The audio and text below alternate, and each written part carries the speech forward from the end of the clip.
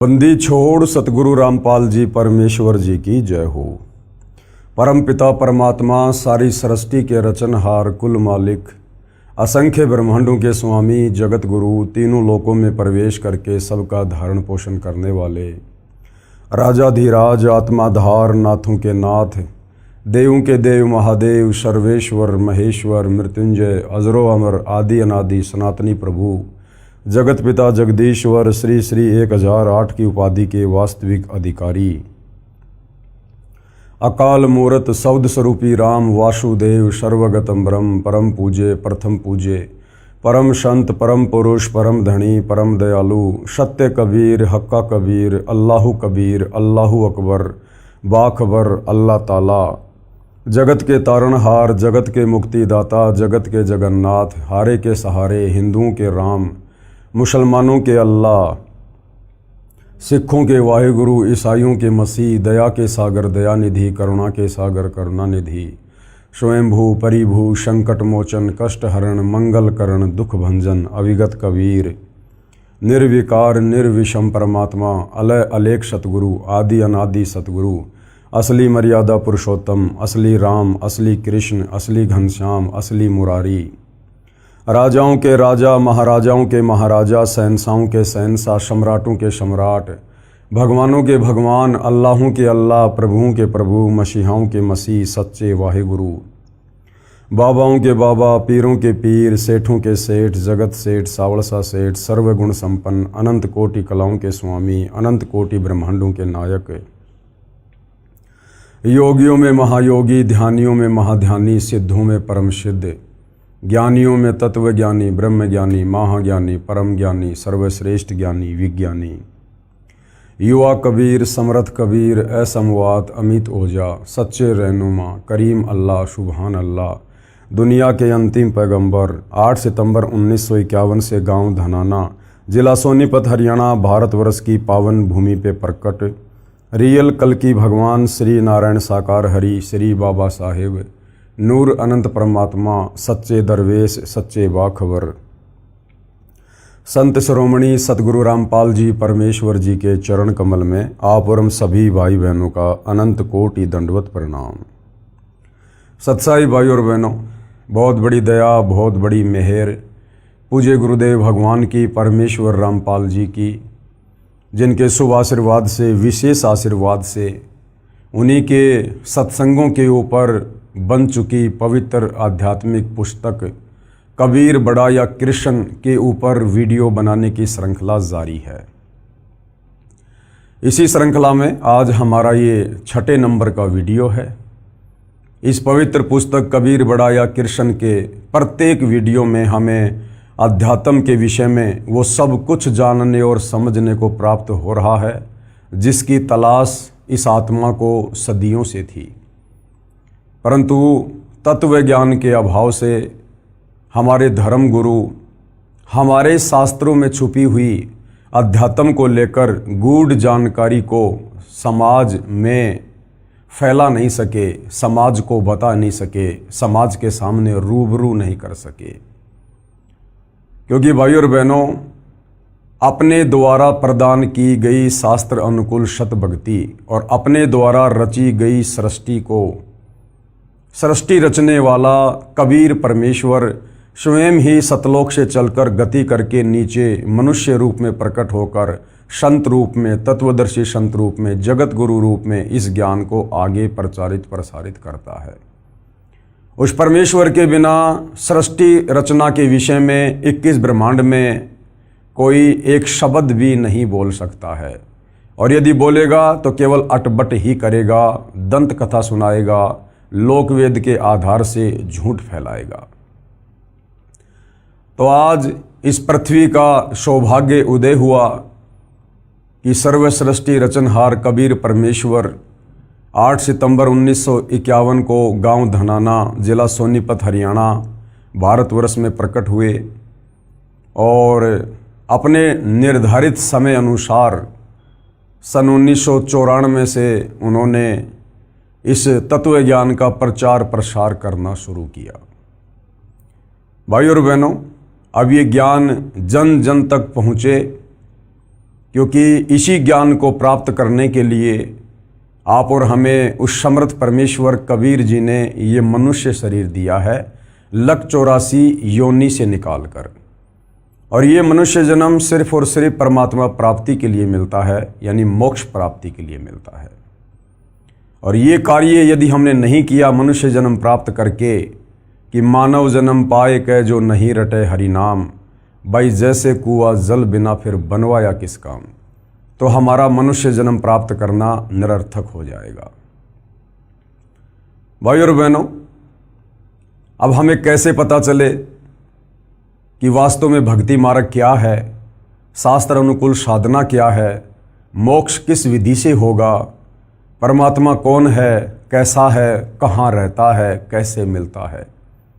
तो इन्हीं सब जानकारियों के लिए सतगुरु रामपाल जी ने हजारों की संख्या में सत्संग किए हैं और सैकड़ों की संख्या में पवित्र पुस्तकें लिखी हैं।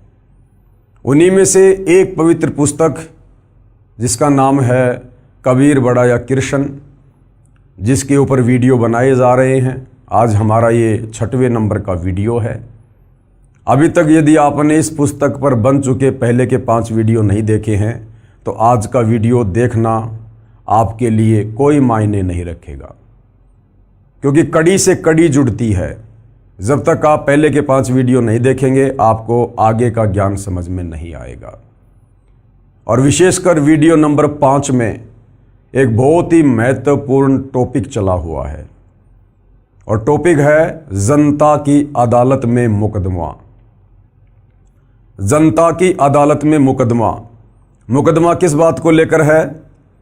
मुकदमा अध्यात्म को लेकर है, भक्ति मार्ग को लेकर है, भगवान की समर्थता को लेकर है कि वास्तव में समर्थ परमात्मा कौन है, कबीर है या कृष्ण है।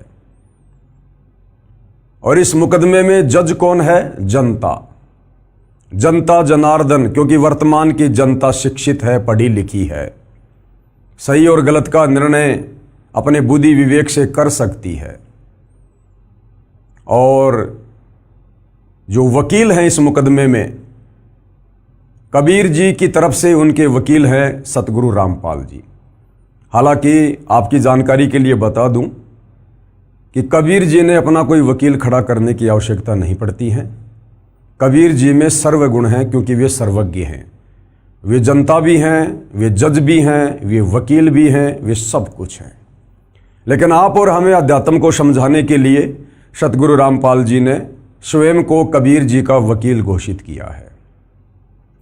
तो कबीर जी की तरफ से वकील हैं सतगुरु रामपाल जी, और श्री कृष्ण जी की तरफ से वकील हैं हिंदू धर्म के तमाम संत, महंत, मंडलेश्वर, आचार्य, शंकराचार्य, महामंडलेश्वर, मठाधीश।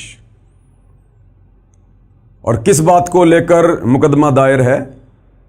कबीर और कृष्ण की समर्थता को लेकर कि वास्तव में समर्थ परमात्मा कौन है। कबीर जी के वकील सतगुरु रामपाल जी दावा करते हैं कि कबीर जी ही सर्व सृष्टि रचनहार हैं, सबके मालिक हैं। इन्होंने असंख्य ब्रह्मांडों की रचना की है और यही तीनों लोकों में प्रवेश करके सबका धारण पोषण करते हैं। और इस बात का आधार उन्होंने बताया हिंदू धर्म के 4 वेद, गीता जी और 18 पुराण। दूसरी तरफ जो कृष्ण जी के वकील हैं हिंदू धर्म गुरु, वो कह रहे हैं कि नहीं जी, कबीर जी के वकील की बात सही नहीं है।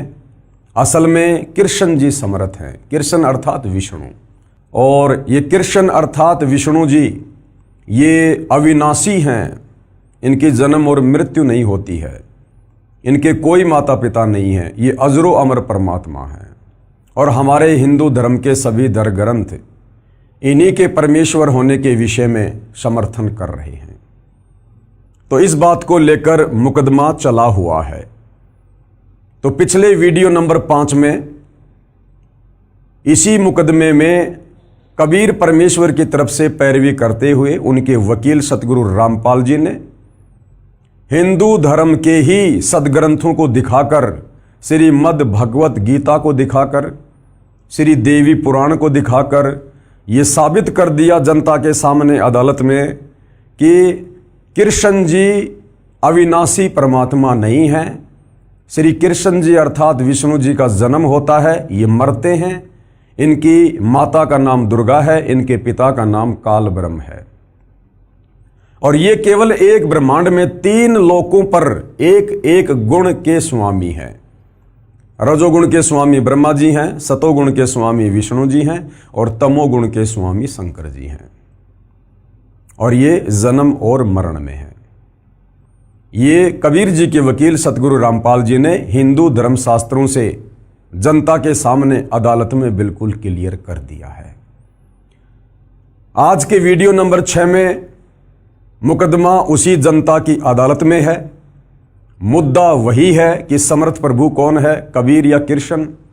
दोनों पक्ष के वकील भी हैं, कबीर जी की तरफ से सतगुरु रामपाल जी और कृष्ण जी की तरफ से हिंदू धर्मगुरु। और आज जनता की अदालत में कबीर जी के वकील सतगुरु रामपाल जी ये साबित करने वाले हैं कि हमारे जो हिंदू धर्म ग्रंथ हैं, विशेषकर पवित्र गीता जी का जिन लोगों ने अनुवाद किया है, उन लोगों ने अनुवाद सही नहीं किया है। उन लोगों ने अर्थों के अनर्थ कर दिए हैं। और वो कौन कौन गुरुजन हैं, धर्मगुरु हैं, संत हैं, जिन्होंने अपने आप को परम विद्वान समझकर, संस्कृत के ज्ञाता समझकर गीता जी का अनुवाद किया और उस अनुवाद में बहुत सारी गलतियां की हैं। अब उन तमाम गलतियों को जनता के सामने अदालत में कबीर जी के वकील सतगुरु रामपाल जी ने पवित्र श्रीमद् भगवत गीता जी को दिखाकर क्लियर किया है, प्रमाणित किया है। तो अब हम चलते हैं पवित्र पुस्तक कबीर बढ़ाया कृष्ण के ऊपर। गीता अनुवादकों की अज्ञानता का प्रमाण। जिन गीता अनुवादकर्ताओं को हम बहुत बड़ा विद्वान पंडित मान रहे थे, शास्त्रों के ज्ञाता समझ रहे थे कि इन्होंने इन शास्त्रों का जो अनुवाद कर दिया वो बिल्कुल ओके है, फाइनल है। लेकिन भाइयों और बहनों, टीचर की गलती को टीचर ही बता सकता है, विद्यार्थी कभी नहीं बता सकता। तो धर्म गुरुओं की गलतियों को आप और हमारे जैसे श्रद्धालु नहीं पकड़ सकते, धर्म गुरु ही पकड़ सकता है। तो हिंदू धर्म के जितने भी धर्मगुरु हैं, ये भी अपने आप को धर्मगुरु कहते हैं और सतगुरु रामपाल जी तो वास्तव में धर्मगुरु हैं। तो सतगुरु रामपाल जी ने क्या क्या गलतियां इन गीता अनुवादकों की प्रमाणित की हैं, देखिएगा। पेश है श्री कृष्ण जी के वकील साहिबानों की सरेआम अज्ञानता व शब्दों के अर्थों के अनर्थ का प्रमाण। क्योंकि जितने भी हिंदू धर्म के धर्मगुरु हैं, ये श्री कृष्ण अर्थात विष्णु जी के वकील हैं, अर्थात ये उन्हीं को भगवान बताते हैं, परमात्मा बताते हैं। तो इन लोगों ने जो जो गलतियां की हैं शास्त्रों का अनुवाद करते समय, वो अब सार्वजनिक की जा रही हैं कबीर जी के वकील सतगुरु रामपाल जी के द्वारा। देखिएगा, गीता अध्याय 18 श्लोक 66। गीता जी अध्याय 18 श्लोक 66 है और इसके अंदर एक शब्द आता है व्रज। श्लोक है, सर्वे धर्मानाम परित्यज्य मम एकम शरणम व्रज अहम तवा सर्वे पापेभ्ये मोक्षयामि मा शुच। गीता ज्ञान दाता यानी गीता जी का ज्ञान देने वाला। हिंदू धर्म के श्रद्धालु अज्ञानता में श्री कृष्ण जी को गीता जी का ज्ञान दाता समझ रहे हैं, जबकि वास्तव में गीता का ज्ञान देने वाला प्रभु श्री कृष्ण नहीं, बल्कि श्री कृष्ण जी के शरीर में प्रवेश करके इनके पिता काल ब्रह्म ने गीता जी का ज्ञान दिया। और गीता अध्याय 18 श्लोक 66 में गीता ज्ञान दाता श्री अर्जुन को क्या कह रहा है कि अर्जुन सर्व धर्मानाम परित्यज्य माम, कि मेरे स्तर की जितनी भी भक्ति पूजा है वो तू मुझे समर्पित कर दे। और एकम शरणम व्रज, और जो मैंने तुझे वो एक परमात्मा बताया है, सर्वश्रेष्ठ परमात्मा बताया है, पुरुषोत्तम बताया है। एकम यानी अद्वितीय, जिसके बराबर और कोई दूसरा ना हो। एकम शरणम व्रज, उस एक अद्वितीय परमात्मा की शरण में चला जा अगर तुझे मोक्ष चाहिए तो। सर्वे धर्मानाम परित्यज्य माम एकम शरणम व्रज अहम तवा सर्वे पापे भी मोक्षयामी मां शुच। मैं तुझे सभी प्रकार के कर्म बंधनों से मुक्त कर दूंगा, तू चिंता मत कर। अब हमारे गीता अनुवादकों को तत्व ज्ञान नहीं था। ये श्री कृष्ण अर्थात विष्णु से ऊपर किसी को परमात्मा नहीं मानते थे। तो इस श्लोक में गीता ज्ञानदाता कह रहा कि अर्जुन, मेरे लेवल की सारी धार्मिक पूजा मुझे दे दे और तू उस एक अद्वितीय परमात्मा की शरण में चला जा। तो गीता अनुवादकों ने सोचा कि भाई जब श्री कृष्ण अर्थात विष्णु से ऊपर कोई भगवान ही नहीं है, तो गीता ज्ञान देते समय श्री कृष्ण अर्थात विष्णु जी अपने से अन्य किसी और परमात्मा की शरण में जाने के लिए अर्जुन को क्यों कह रहे हैं?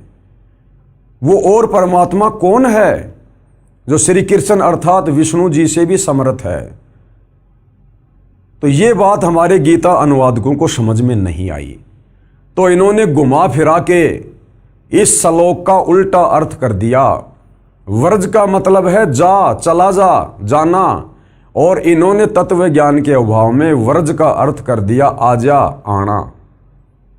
कि भाई श्री कृष्ण जी अपने लिए कह रहे हैं कि मेरी शरण में आ जा, जबकि इन्होंने इतना विचार नहीं किया कि अर्जुन श्री कृष्ण जी का जीजा था, क्योंकि श्री कृष्ण जी की बहन सुभद्रा अर्जुन की पत्नी थी और पांचों पांडव श्री कृष्ण जी के शिष्य थे, यानी श्री कृष्ण जी की शरण में थे।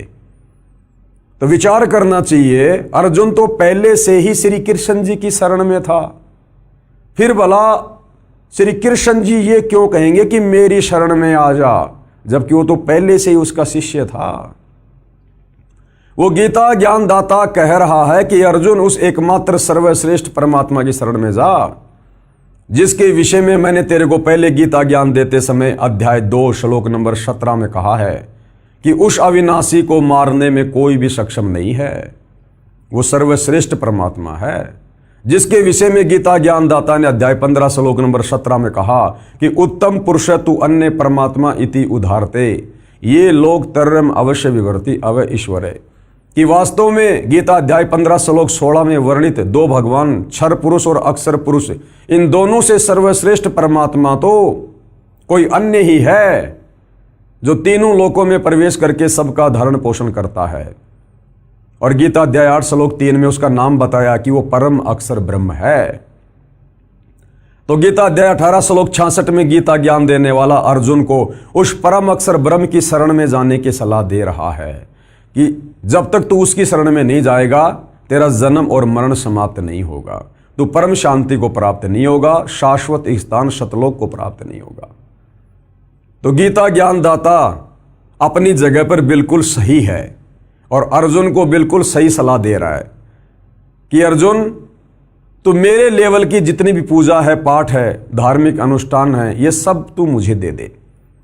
यानी मेरे ओम नाम की कमाई का फल, धार्मिक जो तूने यज्ञ की है उनका फल, वो तू मुझे दे दे, मुझे संकल्प कर दे। सर्व धर्मानान परित्यज्य माम, और एकम शरणम व्रज, और उस एक परमेश्वर की शरण में जा जिसके विषय में मैंने तेरे को अध्याय 8 श्लोक 3 में कहा था कि वो परम अक्षर ब्रह्म है। अहम तवा सर्वे पापे भी मोक्षयामी मा शुच। मैं तुझे हर प्रकार के कर्म बंधनों से, पाप कर्मों से मुक्त कर दूंगा, तू चिंता मत कर।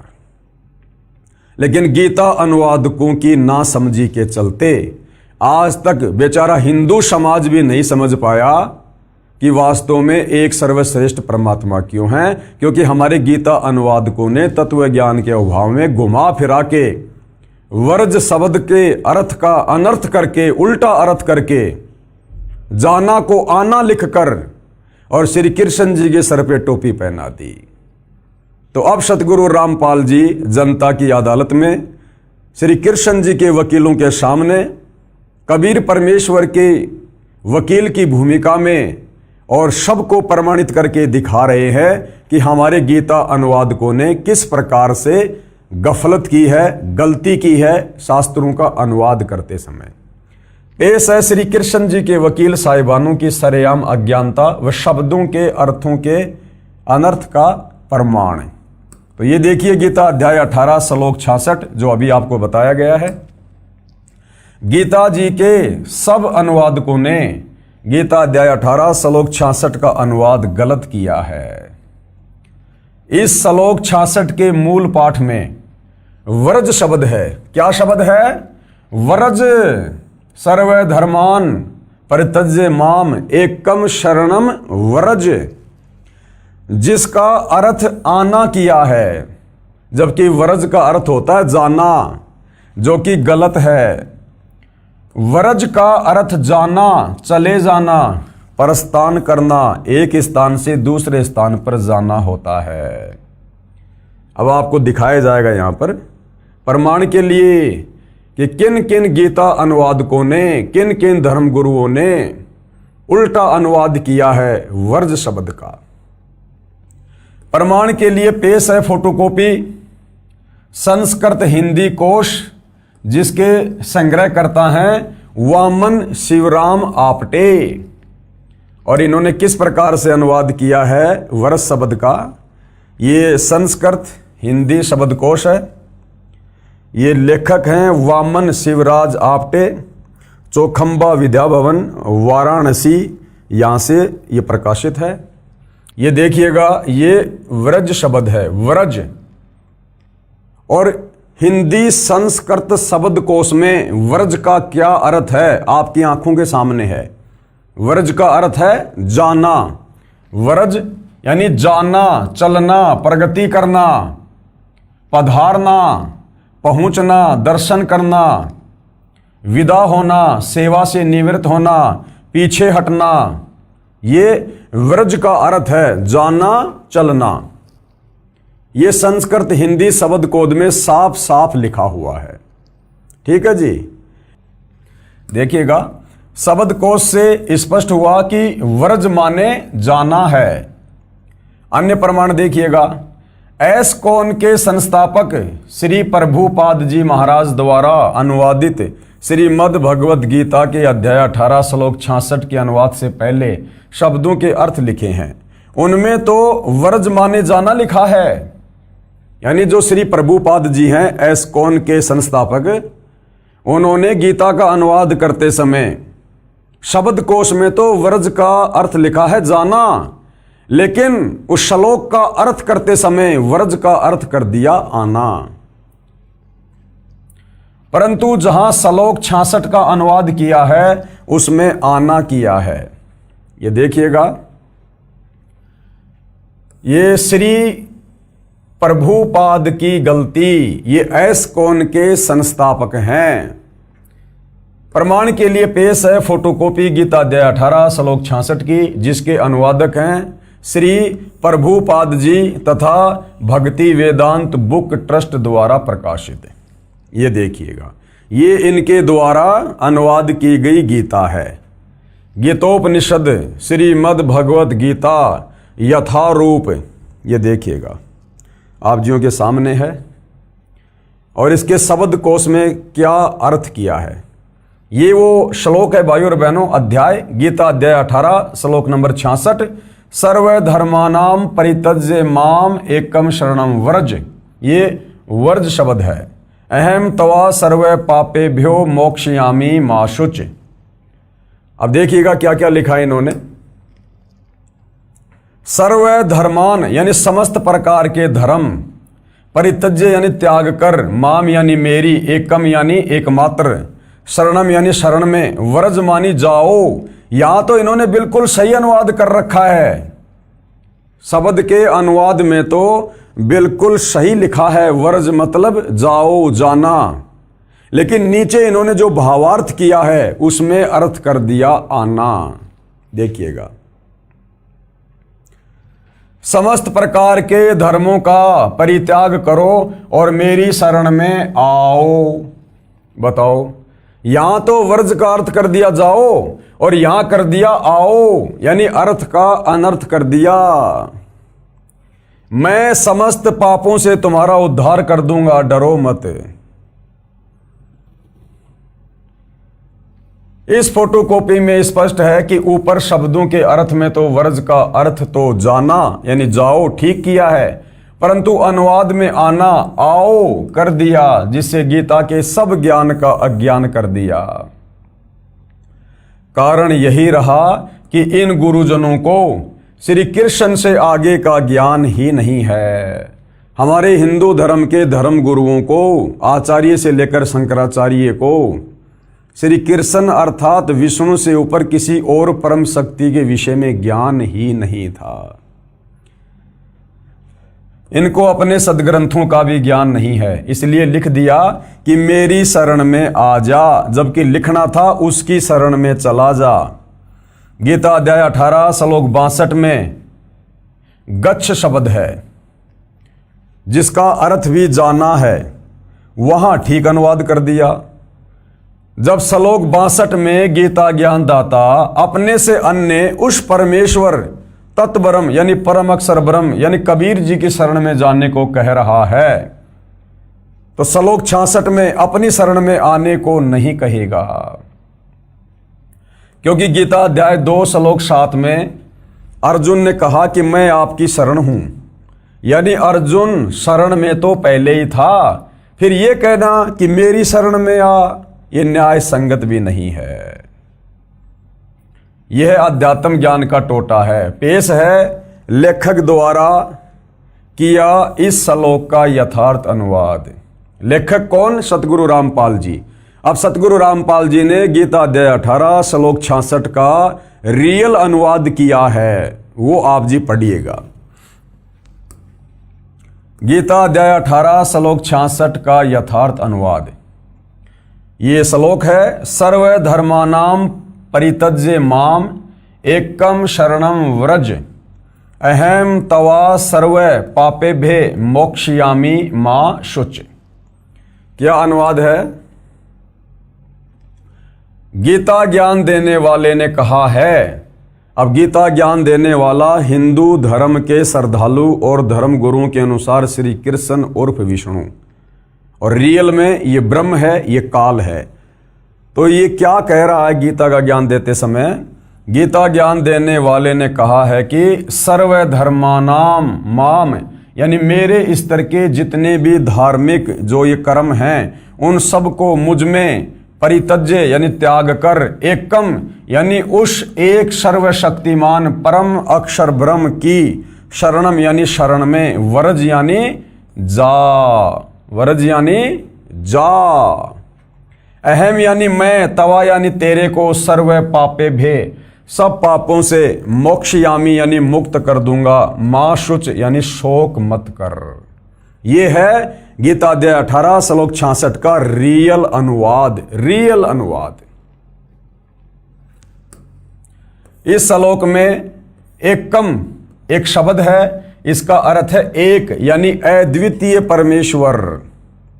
गीता अध्याय 13 श्लोक 30 में भी एकस्त शब्द है, जिसका अर्थ है उस एक परमात्मा में स्थित किया है, जो गीता ज्ञान दाता से अन्य है। गीता अध्याय 13 श्लोक 27, 28 तथा 30 में भी गीता ज्ञान देने वाले काल ब्रह्म ने अपने से अन्य परमेश्वर की जानकारी दी है और कहा है कि, कहाँ कहा है? गीता अध्याय 13 श्लोक 27 में क्या कहा है? जो साधक नष्ट होते हुए सब प्राणियों में परमेश्वर यानी परम अक्षर ब्रह्म को अविनाशी तथा समभाव से देखता है, वह परमेश्वर को सही रूप में देखता है, यानी वह उस परमेश्वर को ठीक से समझा है। गीता अध्याय 13 श्लोक 28 में कहा है कि क्योंकि जो साधक यानी जो भगत सब स्थान पर समान भाव से स्थित परमेश्वर को समान देखता हुआ अपने द्वारा अपने को नष्ट नहीं करता, यानी सत्य भाव से उस गीता ज्ञानदाता काल ब्रह्म से अन्य परम अक्षर ब्रह्म को जानकर उसी की भक्ति करके गीता ज्ञान देने वाले काल ब्रह्म से मिलने वाली गति यानी मोक्ष जो गीता अध्याय 8 श्लोक 13 में बताई है, उससे अन्य परम गति को प्राप्त होता है। यही प्रसंग गीता अध्याय 13 श्लोक 30 में चला है। और क्या कहा है? यदा यानी जिस समय साधक प्राणियों के पृथक पृथक भाव को उस अद्वितीय एक परमात्मा से ही सब प्राणियों का विस्तार यानी उत्पत्ति होना देखता है यानी जानता है, उस समय उस परमेश्वर को पूजकर उसी को प्राप्त हो जाता है। इससे सिद्ध हो जाता है कि गीता अध्याय 18 श्लोक 66 में एकम शरणम व्रज का अर्थ भी उस परम अक्षर ब्रह्म की शरण में जाओ ही सही है। प्रमाण के लिए पढ़िए गीता अध्याय 13 श्लोक 27, 28 तथा 30 की फोटोकॉपी इसी पुस्तक के पेज नंबर 278 से 280 पर, जो हम आगे पढ़ेंगे। अब यहां पर आपको दिखाया जा रहा है कि और जो हिंदू धर्म के धर्मगुरु हैं उन्होंने भी गीता अध्याय 18 श्लोक 66 का अनुवाद करते समय वही गलती की है। वर्ज का अर्थ मूल अनुवाद में जाना ना करके आना लिखा हुआ है। कौन है? पेश है गीता अध्याय 18 श्लोक 66 की अन्य अनुवादकों की फोटोकॉपियां। ये है श्री राम सुखदास जी। श्री राम सुखदास जी, उन्होंने क्या गलती की है? सेम गलती। पेश है गीता अध्याय 18 श्लोक 66 की फोटोकॉपी श्री राम सुखदास जी महाराज के अनुवाद की। तो ये गीता जी है जो श्री राम सुखदास जी ने लिखी है, गीता प्रबोधनी, और यहां लिखा हुआ है श्री राम सुखदास। प्रकाशक एवं मुद्रक है गीता प्रेस गोरखपुर, गोविंद भवन कार्यालय कोलकाता का संस्थान। और क्या लिखा है? ये श्लोक है गीता अध्याय 18 श्लोक 66 कि सर्व धर्मानाम परित्यज्य माम एकम शरणम व्रज। ये व्रज शब्द है, आप जी की आंखों के सामने ध्यान रखना, व्रज। अहम तवा सर्व पापेभ्यो मोक्षयामी माशुच। और क्या अनुवाद किया इन्होंने? संपूर्ण धर्मों का आश्रय छोड़कर तू केवल मेरी शरण में आ जा। ये देखो जी, वर्ज का अर्थ होता है जाना, इन्होंने कर दिया आजा। मैं तुझे संपूर्ण पापों से मुक्त कर दूंगा, चिंता मत कर। सब ने एक सुर में अनुवाद किया है, एक सुर में, तत्व ज्ञान के अभाव में। आगे देखिए श्री ज्ञानानंद जी महाराज की गलती। श्री ज्ञानानंद जी महाराज की गलती। पेश है गीता अध्याय 18 श्लोक 66 की फोटोकॉपी श्री ज्ञानानंद जी महाराज के अनुवाद की। ये देखिएगा, इनके द्वारा लिखी गई गीता है। श्री कृष्ण कृपया श्रीमद् भगवद गीता पदानुवाद सहित गीता ज्ञान सुधा सप्तम संस्करण 10,000 प्रतियां निमित्त मात्र गीता मनीषी और श्री ज्ञानानंद जी महाराज अपने आप को गीता के मनीषी यानी बहुत बड़े विद्वान कह रहे हैं। गीता अध्याय 18 श्लोक 66 सर्वधर्मानाम परित्यज्य माम एकम शरणम व्रज। ये व्रज शब्द है। अहम तवा सर्व पापेभ्यो मोक्षयामी माशुच। क्या अनुवाद किया है? सेम गलती। संपूर्ण धर्मों का आश्रय छोड़कर तू केवल मेरी शरण में आ जा। वर्ज का अर्थ होता है जाना, यानी चला जा। और इन्होंने क्या किया है? आ जा, मैं तुझे संपूर्ण पापों से मुक्त कर दूंगा, तू शोक मत कर। आरोपित धर्म छोड़कर तू ये सब आ, एक मेरी ही शरण ले, अब तुझे पापों से मुक्त कर दूंगा, मैं चिंता न कर तू किसी भी तरह। यानी गीता अनुवाद करते समय हमारे धर्म गुरुओं ने गलतियों पे गलतियां कर रखी है, गलतियों पे गलतियां। उसके बाद देखिएगा श्री सुधांशु जी महाराज की गलती। पेश है गीता अध्याय 18 श्लोक 66 की फोटोकॉपी श्री सुधांशु जी महाराज के अनुवाद की। ये श्री सुधांशु जी ने लिखी है, श्रीमद् भगवत गीता गीतामृत प्रवचन परम पूज्य श्री सुधांशु जी महाराज। ये देखिएगा, प्रकाशक हैं विश्व जागृति मिशन, आनंद धाम, आश्रम नांगलोई, नजफगढ़ रोड, बक्करवाला मार्ग, दिल्ली। संपादक हैं डॉक्टर आशा किरण। और ये गीता अध्याय 18 श्लोक 66 सर्वधर्मानाम परित्यज्य माम एकम शरणम व्रज। ये व्रज शब्द है। अहम तवा सर्व पापेभ्यो मोक्षयामी माशुच। और क्या अनुवाद किया है? वो सेम गलती। सभी धर्मों को छोड़कर तू केवल मेरी शरण में आ जा, मेरी शरण में आ जा। जबकि लिखना था उसकी शरण में चला जा, मैं तुझे सभी पापों से मुक्त कर दूंगा, चिंता मत कर। आगे देखिए भाइयों और बहनों, श्री आसाराम जी महाराज की गलती। पेश है गीता अध्याय 18 श्लोक 66 की फोटोकॉपी श्री आसाराम जी महाराज के अनुवाद की। यानी जनता की अदालत में कबीर जी के वकील सतगुरु रामपाल जी की तरफ से और जितने भी हमारे ये धर्म गुरु हैं, इनकी विद्वता का आईना दिखाया जा रहा है। सारे के सारे भेड़ चाल में चल रहे हैं, सारे के सारे भेड़ चाल में। श्री कृष्ण जी से ऊपर ये जान ही नहीं पाए कि कोई सुप्रीम गॉड भी है, कोई सुप्रीम परमात्मा भी है। और सब ने रटा रटाया भेड़ चाल चलते हुए एक ही अनुवाद किया है, एक दूसरे के अनुवाद को कॉपी करके, और भगत समाज का भट्ठा बैठा दिया, परमात्मा तक नहीं पहुंचने दिया। तो श्री आसाराम जी ने क्या अनुवाद किया है? श्रीमद् भगवत गीता मातम्य श्लोक अनुवाद, महिला उत्थान ट्रस्ट, संत श्री आसाराम जी आश्रम, संत श्री आसाराम जी बापू आश्रम मार्ग, अहमदाबाद। और ये श्लोक है गीता अध्याय 18 श्लोक 66, सर्वधर्मानाम परित्यज्य माम एकम शरणम व्रज, अहम तवा सर्व पापेभ्यो मोक्षयामि मा शुच। यानी सब ने एक दूसरे की कॉपी कर रखी है, जो का त्यों कॉपी पेस्ट कर दिया और जनता में पेश कर दिया। और क्या लिखा है इन्होंने?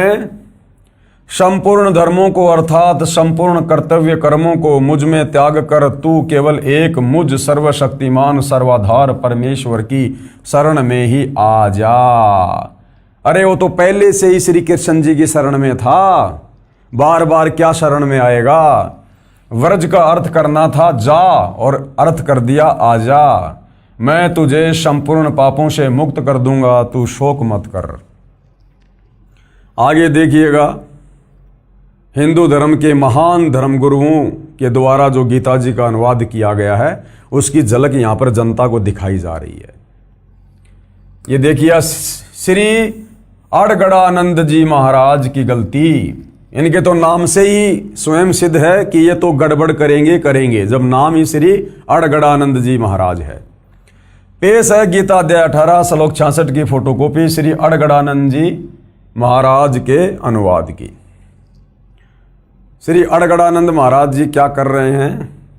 श्रीमद् भगवद गीता यथार्थ गीता मानव धर्मशास्त्र परम पूज्य श्री परमहंस महाराज का कृपया प्रसाद, स्वामी श्री अड़गड़ानंद जी महाराज, श्री परमहंस धाम, ग्राम पत्रालय, सक्तेशगढ़ जिला, मिर्जापुर, भारत। और कहाँ से प्रकाशक है? श्री परमहंस स्वामी अड़गड़ानंद जी आश्रम ट्रस्ट, न्यू अपोलो स्टेट, गाला नंबर 5, और ये मोगरा लेन, रेलवे सबवे, अंधेरी पूर्व, बंबई। और ये श्लोक आप जियों के सामने है, गीता अध्याय 18 श्लोक 66, सर्वधर्मान परित्यज्य माम एकम शरणम व्रज, अहम तवा सर्व पापेभ्यो मोक्षयामि मा शुच। और क्या अनुवाद किया इन्होंने? वही अनुवाद, संपूर्ण धर्मों को त्याग कर, अर्थात मैं ब्राह्मण श्रेणी का करता हूं या शूद्र श्रेणी का क्षत्रिय हूं अर्थात वैश्य, इसके विचार को त्याग कर केवल एक मेरी अनन्य शरण को प्राप्त हो, यानी मेरी शरण में आ जा, मेरी शरण को प्राप्त कर ले, मैं तुझे संपूर्ण पापों से मुक्त कर दूंगा, तू शोक मत कर। इसने और ही अड़ंगा अड़ा दिया बीच में अड़गड़ानंद जी ने, मैं ब्राह्मण हूं अर्थात शूद्र हूं अर्थात क्षत्रिय हूं अर्थात वैश्य हूं, फालतू की बातें। आगे देखिए, हंसादेश पंथ वालों की गलती। हंसादेश में दो भाई हैं, श्री सतपाल जी महाराज और श्री प्रेम रावर्त उर्फ बाल योगेश्वर जी। इन्होंने भी वही गलती की, वही भेड़ चाल। ये देखिएगा, हंसादेश पंथ वालों की गलती। पेश है हंसादेश वाले पंथ श्री सतपाल जी महाराज व श्री प्रेम रावत जी महाराज के आश्रम से अनुवादित गीता अध्याय 18 श्लोक 66 की फोटोकॉपी। श्रीमद् भगवद गीता भाव प्रबोधनी भाषा टीका सहित अनुवादक हैं ब्रह्मलीन महात्मा सत्यानंद और सर्वज्ञानंद आदि, संपादक हंसादेश, प्रकाशक मानव उत्थान सेवा समिति, पंजाब विभाग, नई दिल्ली। ये गीता अध्याय 18 श्लोक 66, सर्वधर्मान परित्यज्य माम एकम शरणम व्रज, अहम तवा सर्व पापे भ्यो मोक्षयामी मा शुच। और क्या अनुवाद किया है इन महापुरुषों ने? सर्व धर्मों के कर्मों को छोड़कर तू केवल मेरी ही शरण में आ जा, मेरी शरण में आ, मेरी शरणागत रूप धर्म में लग, मैं तुझे संपूर्ण पापों से मुक्त कर दूंगा। लिखना था जा, चला जा उस परमेश्वर की शरण में अगर मुक्त होना है तो, और लिख दिया इन्होंने अनुवादकों ने कि तू आ जा मेरी शरण में, आ जा, जन्म मरण में पड़ा रहे यहीं पे। विशेष उपरोक्त प्रमाणों से स्पष्ट है कि मेरे यानी लेखक के यानी सतगुरु रामपाल जी के अतिरिक्त किसी को भी गीता का ज्ञान नहीं है, 101% नहीं है। सबने शब्द के अर्थों का अनर्थ करके ज्ञान का अज्ञान बनाकर जनता को भ्रमित कर रखा है। उपरोक्त श्लोकों से प्रमाणित हुआ कि गीता ज्ञान देने वाले से अन्य परमेश्वर है, जो सृष्टि की उत्पत्ति करता व धारण पोषण करता परम शांति प्रदान करने वाला परमेश्वर है। उसी की शरण में जाने के लिए कहा है कि एकम शरणम व्रज, कि अर्जुन उस परम अक्षर ब्रह्म की शरण में जा, जिसके विषय में मैंने तेरे को गीता अध्याय 8 श्लोक 3 में कहा है कि वो परम अक्षर ब्रह्म है। अब देखिएगा भाइयों और बहनों, गीता ज्ञान देने वाले से अन्य समर्थ परमेश्वर है, यानी गीता ज्ञान दाता। जब तक आपको तत्व ज्ञान नहीं है तब तक आप श्री कृष्ण जी कह रहे हो, और जब तत्व ज्ञान हो जाएगा तो पता चलेगा कि गीता ज्ञान दाता काल ब्रह्म है। तो गीता ज्ञान देने वाले से अन्य समर्थ परमात्मा है। अब इसका प्रमाण देखिएगा आप। गीता अध्याय 7 श्लोक 29 में गीता ज्ञान बोलने वाले ने, जिसे आप श्री कृष्ण और विष्णु मानते हो, उसने अपने से अन्य परमेश्वर के विषय में बताया है। कहा है कि जो मेरी शरण होकर यानी मेरी राय मानकर उस परमेश्वर के विषय में किसी तत्वदर्शी संत से तत्व ज्ञान समझ लेते हैं, जरा यानी वृद्ध अवस्था अर्थात बुढ़ापे तथा मरण यानी मृत्यु से छूटने के लिए प्रयत्न करते हैं, वे तत्ब्रह्म यानी उस परमेश्वर को, संपूर्ण अध्यात्म को तथा संपूर्ण कर्मों को जानते हैं। ये देखिएगा, पेश है गीता अध्याय 7 श्लोक 29 की फोटोकॉपी। गीता ज्ञान दाता आप लोगों के अनुसार श्री कृष्ण और विष्णु अर्जुन को अपने से अन्य परमात्मा के विषय में क्या कह रहा है। ये देखिए, जरा मरण मोक्षाय माम आश्रिते यतन्ति ये ते ब्रह्म तत्व विदु कृत्स्नम अध्यात्म करम च अखिलम। क्या अनुवाद किया है आप जियों के सामने है। जो मेरे शरण होकर यानी जो मेरी राय मानकर, जो मैं गीता जी में बता रहा हूं उस परमेश्वर के विषय में, जो मेरे शरण होकर जरा और मरण से छूटने के लिए, क्योंकि काल के लोक में सबसे बड़ा कष्ट है बुढ़ापा और मृत्यु। जरा यानी बुढ़ापा और मरण यानी मृत्यु से छूटने के लिए यानी मोक्ष प्राप्त करने के लिए जो भगत यत्न करते हैं, वे पुरुष उस ब्रह्म को अपने से अन्य किसी और ब्रह्म के विषय में कह रहा है गीता ज्ञानदाता, कि वे उस ब्रह्म यानी भगवान को, संपूर्ण अध्यात्म को तथा संपूर्ण कर्मों को जानते हैं। गीता ज्ञान देने वाले की राय मानकर, क्योंकि गीता ज्ञानदाता ने गीता अध्याय 4 श्लोक नंबर 34 में अपना मत बताया, अपनी राय दी अर्जुन को कि अर्जुन, अगर तुझे परमात्मा के विषय में जानना है, परम शांति प्राप्त करनी है, तो किसी तत्वदर्शी संत की खोज कर ले और उस तत्वदर्शी संत की शरण में जा, वही तुझे परमात्मा के विषय में बताएगा। तो यहाँ गीता अध्याय 7 श्लोक 29 में गीता ज्ञानदाता कह रहा है कि जो मेरी बात मानकर, मेरी राय मानकर, जो मैंने गीता ज्ञान देते समय कही है, और जो उस तत्व ब्रह्म की खोज में चले जाते हैं, उसकी शरण में चले जाते हैं, वो मुक्त हो जाते हैं, वो सब कर्मों को जानते हैं। फिर वो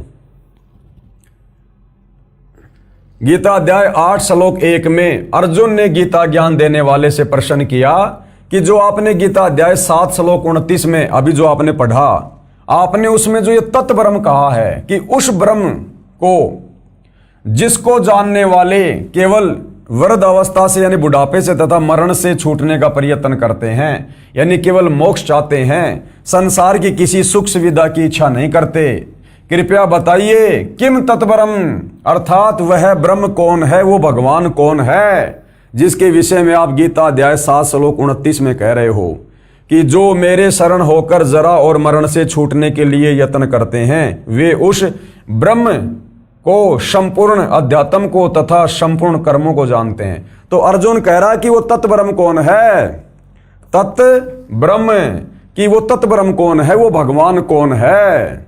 अध्याय 8 श्लोक 1 में फिर अर्जुन ने पूछा, क्योंकि गीता अध्याय 7 श्लोक नंबर 29 में इतने श्लोक हैं, उसके बाद में गीता अध्याय 8 शुरू हो जाता है। तो गीता अध्याय 8 श्लोक 1 में अर्जुन ने कहा कि आपने अध्याय 7 श्लोक 29 में जिस भगवान के विषय में बताया है, जिस तत्ब्रह्म के विषय में जानकारी दी है, वो तत्ब्रह्म कौन है, वो भगवान कौन है।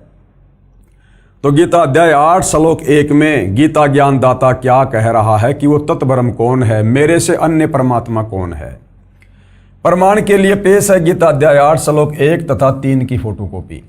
गीता अध्याय 8 श्लोक 1 की फोटोकॉपी, ये श्लोक आप जियों के सामने है। किम तत्ब्रह्म, अर्जुन कह रहा है कि वो कौन भगवान है।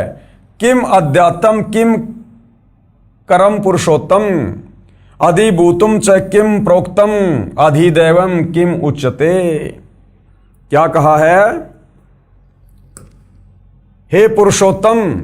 अर्जुन गीता ज्ञान देने वाले को पुरुषोत्तम कह रहा है, क्योंकि बेचारे अर्जुन को भी तत्व ज्ञान नहीं, वो भी श्री कृष्ण जी से ऊपर, विष्णु से ऊपर किसी को भगवान नहीं मानता।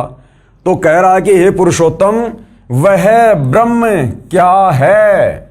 अगर गीता ज्ञान देने वाला ही पुरुषोत्तम होता, पुरुषोत्तम का मतलब होता है सर्वश्रेष्ठ परमात्मा, तो भला फिर अपने से अन्य किसी और भगवान की जानकारी क्यों दे रहा है, अपने से अन्य किसी और परमात्मा की शरण में जाने की सलाह अर्जुन को क्यों दे रहा है, अगर ये खुद ही गीता ज्ञान देने वाला पुरुषोत्तम होता तो ये तो अर्जुन कह रहा है। अब अर्जुन जो मर्जी कह सकता है।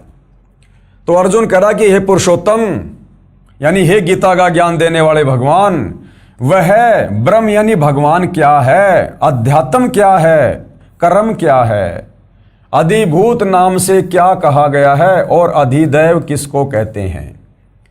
तो कह रहा कि वो ब्रह्म कौन है, वो भगवान कौन है जिसके विषय में आप कह रहे हो। तो इसका जवाब गीता ज्ञानदाता ने गीता अध्याय 8 श्लोक नंबर 3 में दिया है। और क्या कहा है, वो कौन है, अक्षरम ब्रह्म परमम, परम अक्षर ब्रह्म है वो। स्वभाव अध्यात्म उच्चते, भूत भावोद्कर विसर्ग कर्म सज्ञिते। इस प्रकार अर्जुन के प्रश्न करने पर श्री भगवान बोले, अर्जुन कौन है वो, परम अक्षर ब्रह्म है, जिसकी शरण में जाने के लिए मैं तुझे सलाह दे रहा हूं अर्जुन। वो कौन है, वो परम अक्षर ब्रह्म है, वो कबीर देव है, सारी सृष्टि का मालिक है।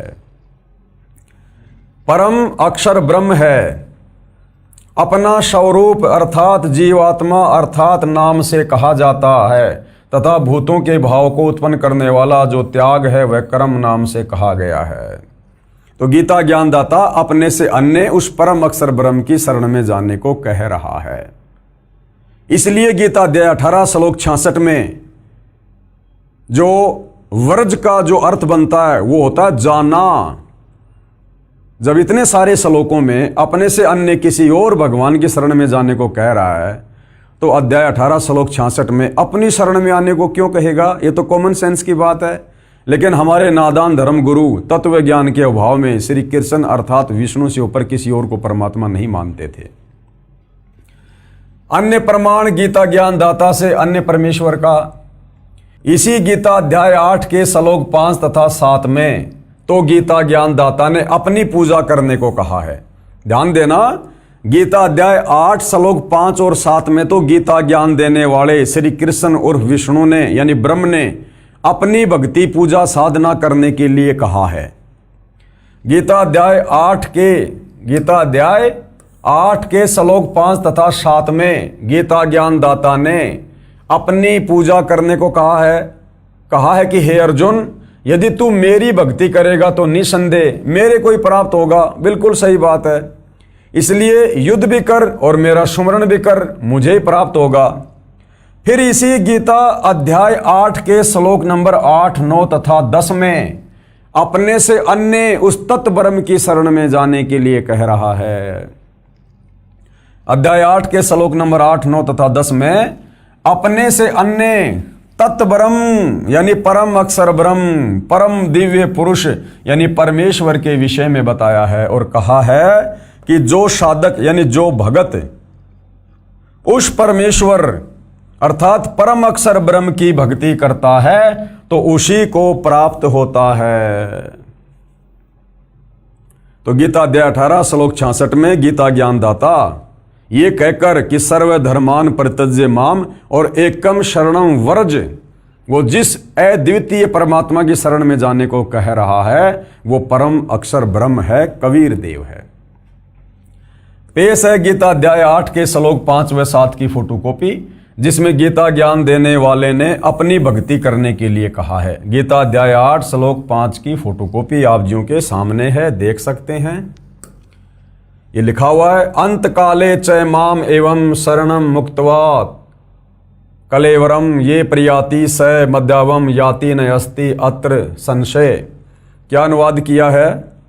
जो पुरुष यानी जो व्यक्ति अंत काल में भी यानी मरते समय भी मुझको ही सुमरण करता हुआ शरीर को त्याग कर जाता है, यानी मेरा ओम नाम का जाप करता हुआ मरता है, वह मेरे साक्षात स्वरूप को प्राप्त होता है, इसमें कुछ भी संशय नहीं।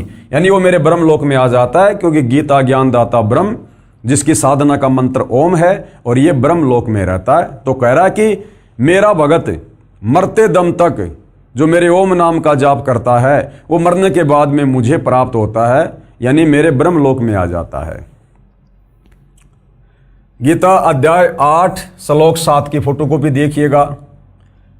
तस्मात् सर्वेषु कालेषु माम अनुसर युद्धे च मयि अपिर्त मनोबुद्धि माम एवं ऐसी असंशयम। क्या कह रहा है? इसलिए हे अर्जुन, तू सब समय में निरंतर मेरा सुमरण कर और युद्ध भी कर। इस प्रकार मुझ में अर्पण किए हुए मन बुद्धि युक्त होकर तू निसंदेह मुझको ही प्राप्त होगा। यानी मेरी भक्ति करेगा तो अर्जुन तू मेरे को प्राप्त होगा। और अब क्या कह रहा है? अब ये गीता ज्ञानदाता अपने से अन्य उस परम अक्षर ब्रह्म की शरण में जाने को कह रहा है, जिसकी शरण में जाने से ही परम शांति मिलेगी, मोक्ष होगा। गीता ज्ञान दाता से अन्य परमेश्वर। पेश है गीता अध्याय 8 के ही श्लोक नंबर 8, 9 तथा 10 की फोटोकॉपी, जिसमें गीता ज्ञान दाता ने अपने से अन्य परम दिव्य पुरुष यानी परमेश्वर यानी परम अक्षर ब्रह्म की भक्ति करने को कहा है। ये गीता अध्याय 8 के श्लोक 8 की फोटोकॉपी है। श्लोक आप जियों के सामने है। सामने आपको सीधा लिखा हुआ हिंदी अनुवाद पढ़ा देते हैं, देखिएगा। जहां गीता ज्ञानदाता अपने से अन्य उस परम अक्षर ब्रह्म की शरण में जाने को कह रहा है। हे पार्थ यानी हे अर्जुन, यह नियम है कि परमेश्वर के ध्यान के अभ्यास रूप योग से युक्त दूसरी ओर न जाने वाले चित्त से निरंतर चिंतन करता हुआ मनुष्य परम प्रकाश रूप दिव्य पुरुष को अर्थात परमेश्वर को ही प्राप्त होता है। यानी उस परम अक्षर ब्रह्म की भक्ति तत्वदर्शी संत से लेकर करने वाला अंत में उसी परम अक्षर ब्रह्म यानी परमेश्वर को प्राप्त होता है। यानी आपको यह दिखाया जा रहा है कि गीता ज्ञान देने वाला जिसको आप श्री कृष्ण मानते हैं वो फाइनल परमात्मा नहीं है, वो अपने से अन्य किसी और सर्वश्रेष्ठ परमेश्वर की शरण में जाने की सलाह दे रहा है। गीता अध्याय 8 के ही श्लोक 9 की फोटोकॉपी ये देखिएगा। यहां तो साफ साफ भाई और बहनों कबीर परमात्मा का नाम भी लिखा हुआ है। कवीम साफ साफ नाम लिखा हुआ है, क्योंकि चारों वेदों का सार है गीता जी, और वेदों में कबीर परमेश्वर का नाम है कबीर देव, जिनको कवि कहकर भी संबोधित किया गया है। तो गीता अध्याय 8 श्लोक 9 में साफ साफ उस कबीर परमेश्वर का नाम भी है। कवीम पुराणम अनुशासितारम अणो अणियांसम अनुशमेरेत ये सर्वस्य धातारम अचिंत्य रूपम आदित्य वर्णम तमस प्रस्तात। क्या लिखा है? जो पुरुष यानी जो परमात्मा सर्वज्ञ यानी सब कुछ जानने वाला। ये जो कवीम शब्द है, कोई ये ना सोचे कि ये तो किसी कवि के लिए लिखा हुआ है। ये गीता कोई मनोरंजन की पुस्तक नहीं है, कोई चुटकुले की पुस्तक नहीं है, ये कोई कवि सम्मेलन की पुस्तक नहीं है। और यहां पर जो कवि है इसका अर्थ कर दिया सर्वज्ञ। ये देखिएगा, ये लिखा हुआ है यहां पर कवीम, और यहां अर्थ कर दिया सर्वज्ञ, जबकि कवि का अर्थ सर्वज्ञ नहीं होता।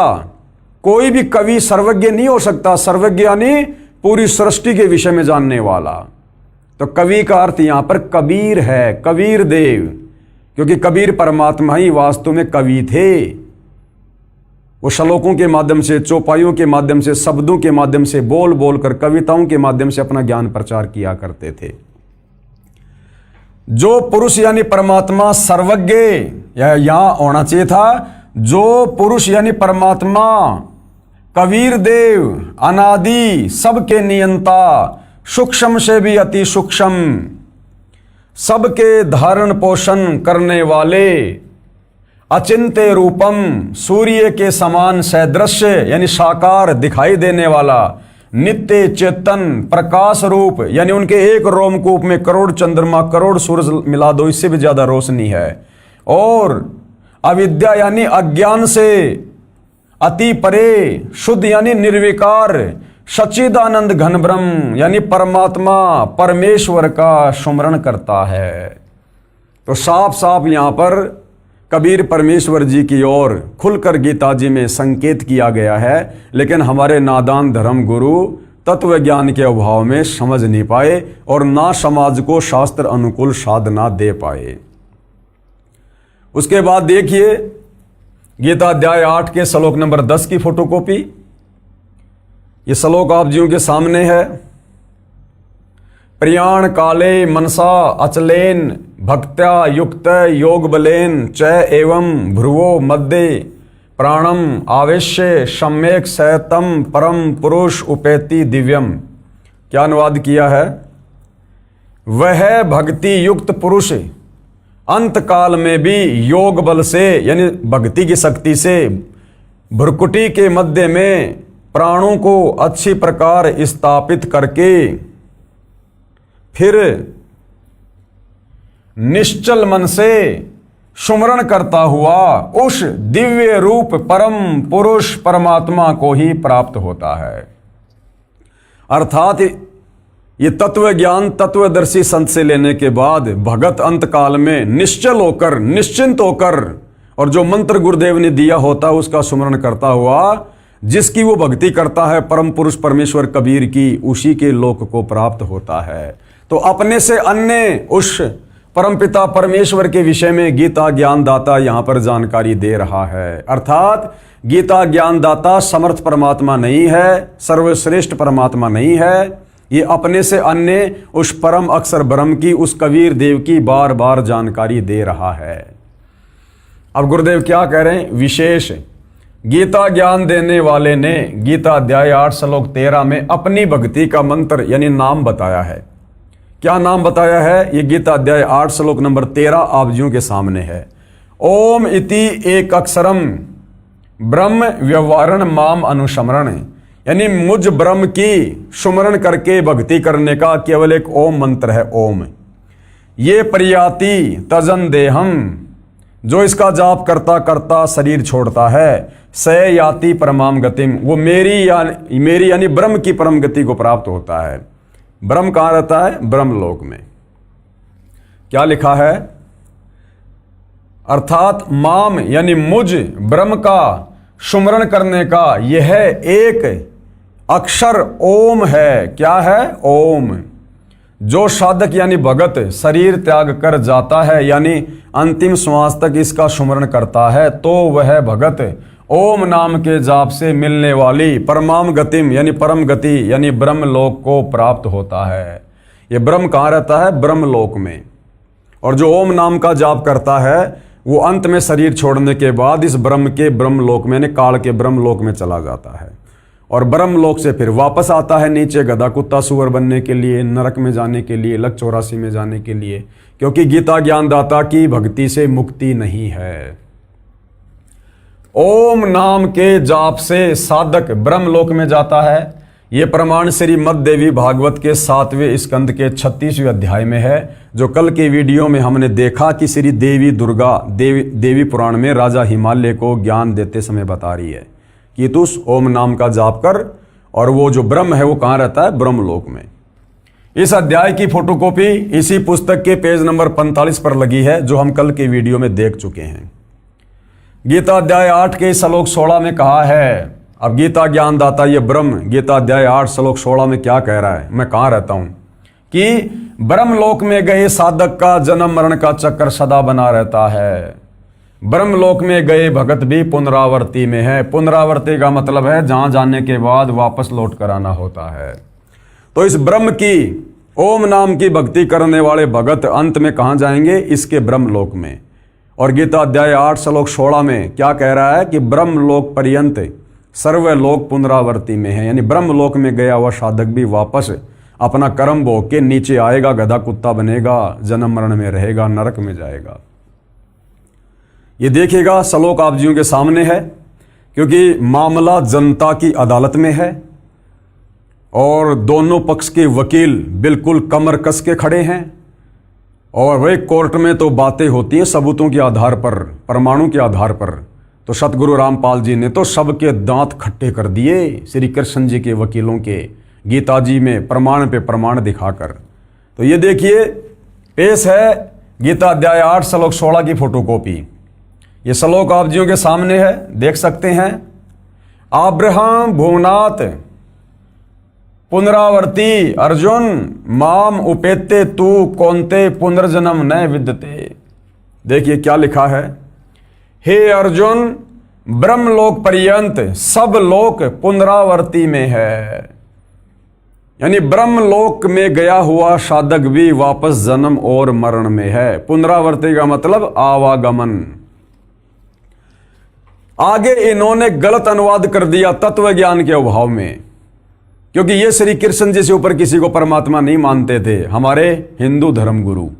इसलिए फिर इन्होंने यहां पर गलत अनुवाद कर दिया और क्या कह रहे हैं, परंतु हे कुंती पुत्र मुझको प्राप्त होकर पुनर्जन्म नहीं होता। अरे यहां तो साफ साफ कह रहा कि हे अर्जुन ब्रह्मलोक पर्यंत सब लोग पुनरावर्ती में है, यानी मेरे को प्राप्त करके, मेरे को प्राप्त करने का मतलब है मेरा ब्रह्मलोक है। और ब्रह्मलोक में गया हुआ व्यक्ति भी पुनरावर्ती यानी आवागमन में है, जन्म मरण में है। फिर नीचे ये बात क्यों कहेगा, परंतु हे कुंती पुत्र मुझको प्राप्त होकर पुनर्जन्म नहीं होता। यहां पर यह गलत अनुवाद कर दिया। अब इसका यथार्थ अनुवाद सतगुरु रामपाल जी ने किया है। तो यहां पर कोर्ट में सतगुरु रामपाल जी यानी कबीर जी के वकील जनता का ध्यान आकर्षित करते हुए क्या कह रहे हैं, कृपया अदालत नोट करे, इस श्लोक के अनुवाद में गलती है।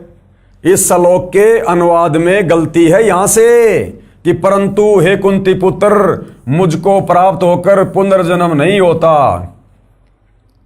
जबकि ये गीता ज्ञानदाता आपने पहले देखा, गीता अध्याय 2 श्लोक 12, गीता अध्याय 10 श्लोक 2, गीता अध्याय 4 श्लोक 5 और 9 में खुद कह रहा कि अर्जुन तेरे और मेरे जन्म और मरण होते हैं, तू नहीं जानता मैं जानता हूं। तो यहां ये कैसे कह सकता है कि मुझको प्राप्त होकर पुनर्जन्म नहीं होता, जबकि ये खुद बार बार जन्म लेता है। अरे जब ये खुद बार बार जन्म और मरण में है तो अपने भगत का जन्म मरण कैसे समाप्त कर देगा। तो सतगुरु रामपाल जी यानी कबीर जी के वकील ने यहां पर जनता का ध्यान आकर्षित किया है कोर्ट में, और क्या कह रहे हैं, कृपया अदालत नोट करे, इस श्लोक के अनुवाद में गलती है। लिखा है कि मुझ गीता ज्ञान देने वाले को प्राप्त होकर पुनर्जन्म नहीं होता, यानी दोबारा जन्म नहीं होता। गीता ज्ञान देने वाले ने गीता अध्याय 4 श्लोक 5 में, गीता अध्याय 2 श्लोक 12 तथा गीता अध्याय 10 श्लोक 2 में स्पष्ट किया है कि मेरे अनेकों जन्म हो चुके हैं और आगे भी होते रहेंगे। जब उसके स्वयं जन्म और मृत्यु होते हैं, फिर यहां कैसे कह सकता है कि मेरे को प्राप्त होकर, यानी मेरी भक्ति करने वाले के पुनर्जन्म नहीं होंगे, यानी पुनर्जन्म को प्राप्त नहीं होता। इसका यथार्थ अनुवाद इस प्रकार है। अब इस श्लोक का वास्तव में जो अर्थ है वो सतगुरु रामपाल जी ने किया है। हे अर्जुन, ब्रह्मलोक में गए साधक भी पुनरावृत्ति में हैं, यानी नीचे से लेकर ब्रह्मलोक तक सब लोकों के प्राणी पुनरावृत्ति में यानी आवागमन में, जन्म और मरण में है, अर्थात सदा जन्म मरण के चक्कर में रहते हैं। जो ये नहीं जानते कि ब्रह्मलोक पर्यंत सभी भगत पुनरावृत्ति में हैं, जन्म और मरण में हैं, जो ये नहीं जानते वे मेरी भक्ति करके मुझे प्राप्त होकर ब्रह्मलोक में जाकर भी जन्मते मरते रहते हैं, यानी उस साधक का पुनर्जन्म होता है।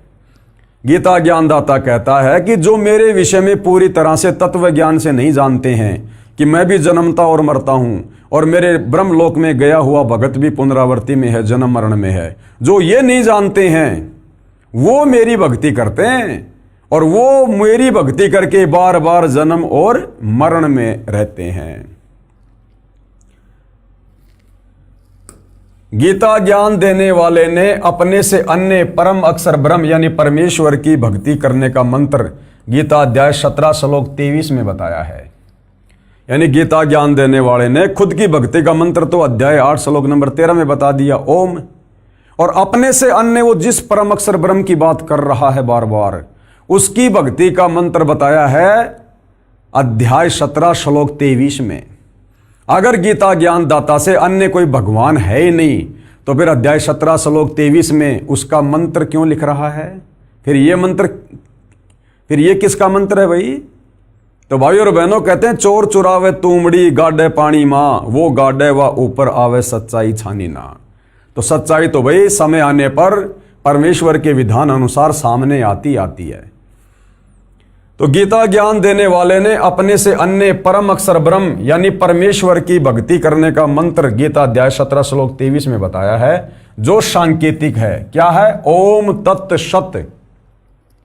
तो ओम तो सीधा इस काल का, इस ब्रह्म का है।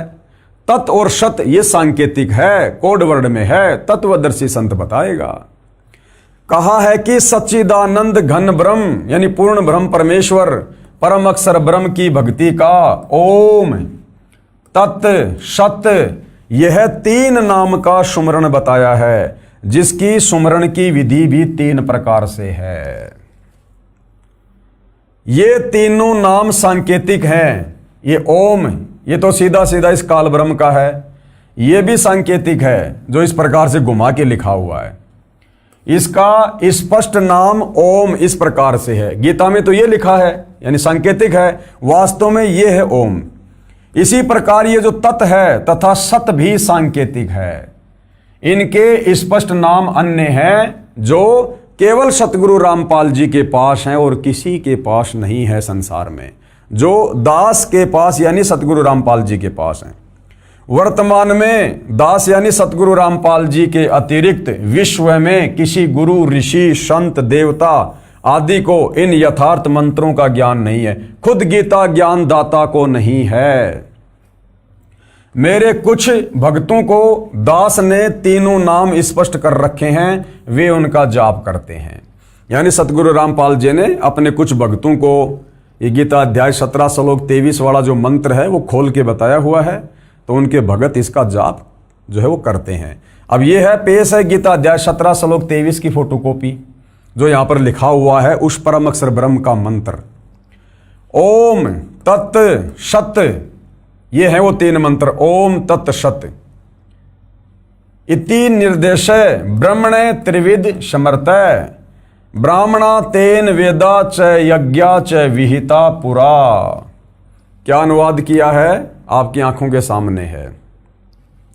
ओम तत् सत, ये देखिए ओम तत् सत। ऐसे यह 3 प्रकार का सच्चिदानंद घन ब्रह्म का, सच्चिदानंद घन ब्रह्म यानी सत्य चित्त आनंद परमात्मा, सर्वश्रेष्ठ परमात्मा यानी ब्रह्म का, भगवान का नाम कहा है। गीता ज्ञानदाता अपने से अन्य उस सच्चिदानंद घन परमात्मा की भक्ति का मंत्र बता रहा है, जो कि कोड वर्ड में है, संकेत में है, उसको भी पूरा नहीं पता। तत्वदर्शी संत ही खोलकर बता सकता है। तो जनता की अदालत में सतगुरु रामपाल जी ने बार बार गीता जी को दिखाकर यह प्रमाणित कर दिया कि गीता ज्ञानदाता सुप्रीम गॉड नहीं है, श्री कृष्ण अर्थात विष्णु कंप्लीट गॉड नहीं है, क्योंकि गीता का ज्ञान देते समय श्री कृष्ण उर्फ विष्णु अर्थात ये ब्रह्म ये बार बार अपने से अन्य किसी और परमात्मा के होने के विषय में बता रहा है और बाकायदा उसकी भक्ति का मंत्र भी बता रहा है संकेत में कि भैया मुझे केवल इतना ही पता है, बाकी खुलकर तो तत्वदर्शी संत ही बताएगा। अर्थात श्री कृष्ण उर्फ विष्णु की भक्ति करने से मोक्ष नहीं है, मुक्ति नहीं है, जन्म मरण समाप्त नहीं है, क्योंकि ये खुद जन्म और मरण में है। ओम तत्सत यह है 3 प्रकार का सच्चिदानंद घन ब्रह्म का नाम कहा है। उसी से सृष्टि के आदि काल में यानी सृष्टि की शुरुआत में, यानी इस काल की सृष्टि की शुरुआत में, यानी सतयुग की शुरुआत में जो ब्राह्मण यानी जो विद्वान लोग होते थे वो इन्हीं 3 मंत्रों का जाप किया करते थे।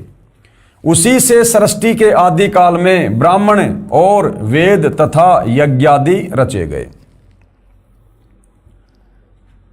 गीता ज्ञानदाता ने यानी हिंदुओं के अनुसार श्री कृष्ण उर्फ विष्णु ने गीता अध्याय 4 श्लोक 34 में कहा है कि मैं उस तत्व ब्रह्म यानी परम अक्षर ब्रह्म यानी परमेश्वर के विषय में संपूर्ण ज्ञान नहीं जानता।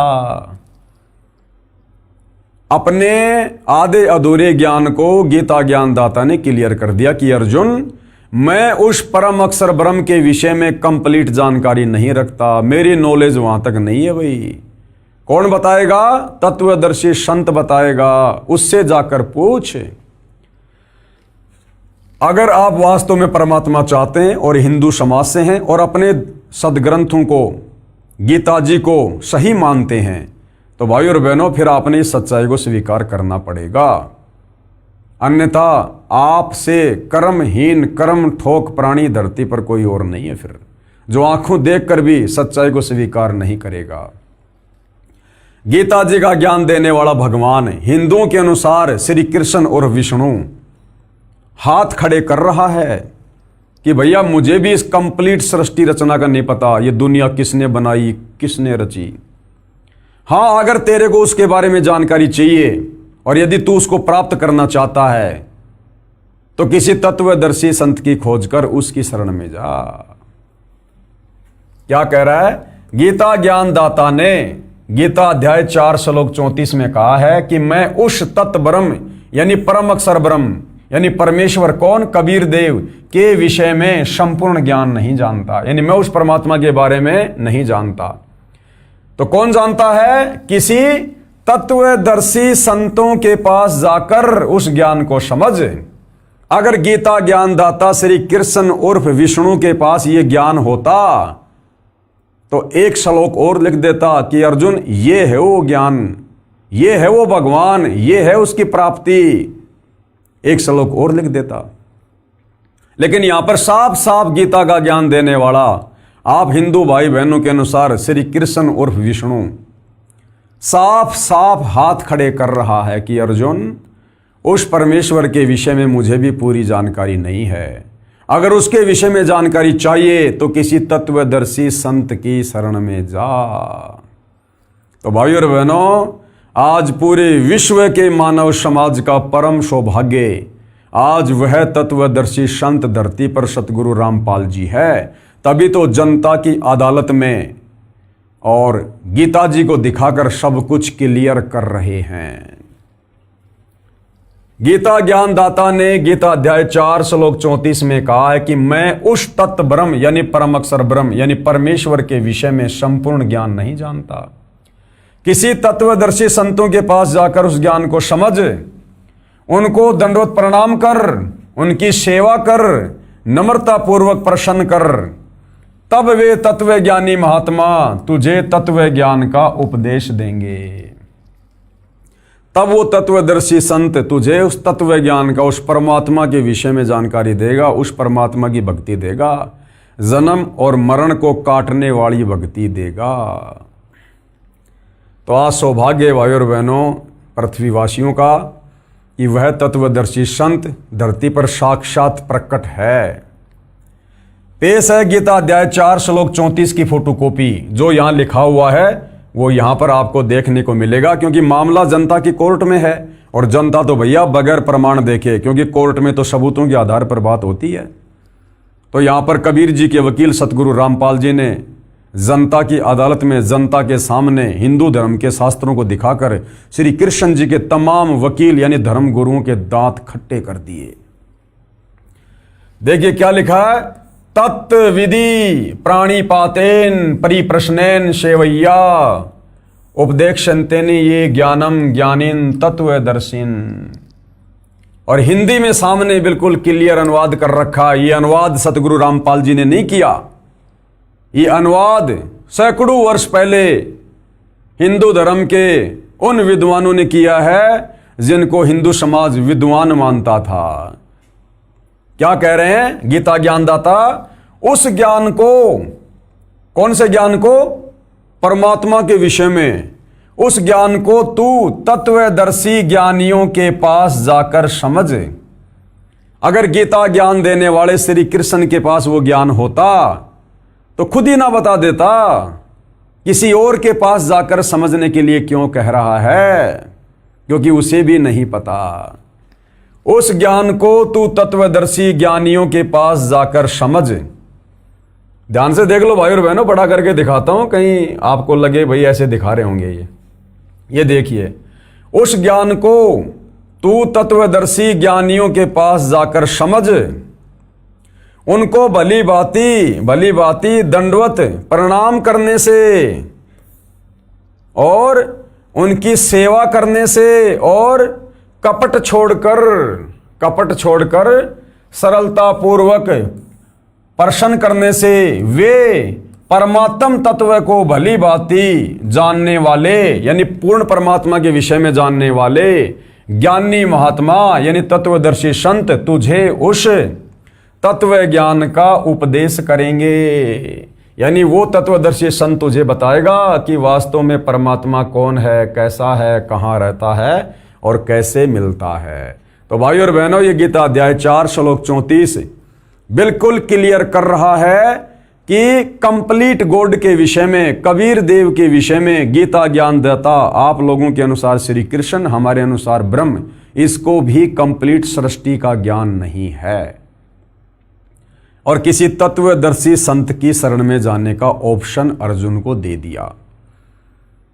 तो भला आज हिंदू समाज गीता ज्ञानदाता श्री कृष्ण उर्फ विष्णु अर्थात ब्रह्म की भक्ति करके भला कैसे उस सर्वश्रेष्ठ परमात्मा को प्राप्त कर सकता है, कैसे जन्म और मरण से मुक्ति प्राप्त कर सकता है।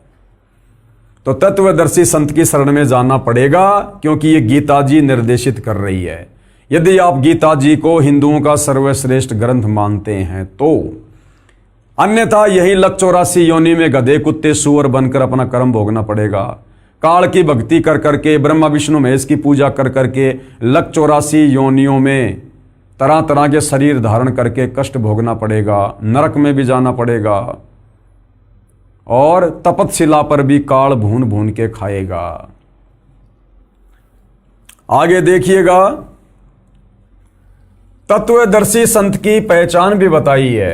अध्याय 4 श्लोक 34 में जिस तत्वदर्शी संत की शरण में जाने की सलाह गीता ज्ञानदाता अर्जुन को दे रहा है, साथ में उस तत्वदर्शी संत की पहचान भी बता रहा है कि उस तत्वदर्शी संत की पहचान क्या होगी।